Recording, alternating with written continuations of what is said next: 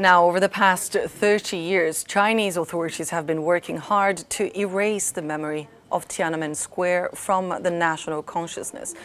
In 1989, pro-democracy protests in Beijing's main square were crushed by the military, leaving many dead as soldiers fired on unarmed civilians. Discussion about the events in Tiananmen is strictly censored in China, and no commemoration events are ever held.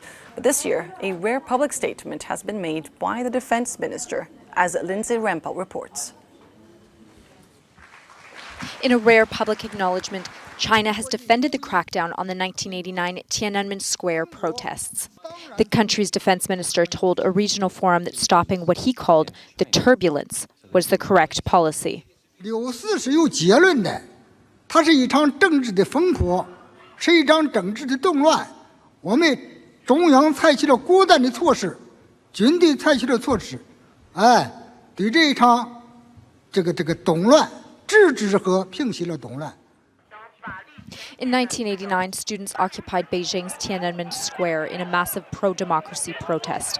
Many were killed in a brutal clampdown by the communist authorities. One iconic image was of a lone man facing a row of tanks the day after the military crushed the protests. Reporting on those events is heavily censored in China, and public discussions are forbidden. But a former AP photographer who covered the massacre says it's time China admitted what happened.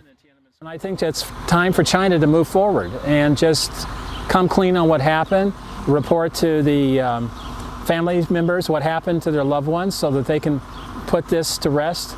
And I think that's the right, decent thing to do. Tuesday marks 30 years since the demonstrations ended with the Beijing massacre of the 3rd and 4th of June. But there will be no official acts of remembrance. Lindsay Rempel, Euronews.